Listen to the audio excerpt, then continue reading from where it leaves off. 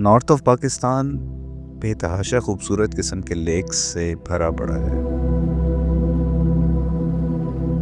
बहुत से ऐसे लेक्स को मैंने खुद विज़िट भी किया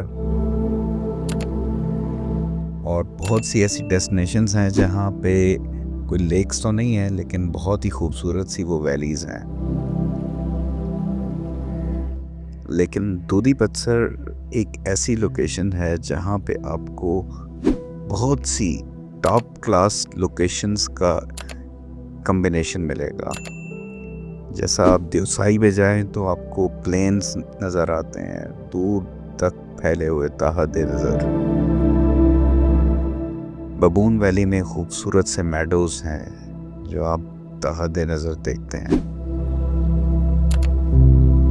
गीटी दास की वैली में पानी इस तरह से जिगजैग होके जा रहा है वो आपको नज़र आता है। भंडर वैली में खूबसूरत सी लश ग्रीन वैली है। ये सारी चीज़ें आपको एक जगह पे अगर आप चाहते हैं कि मिल जाएं तो वो दूधी पत्थर का ट्रैक है।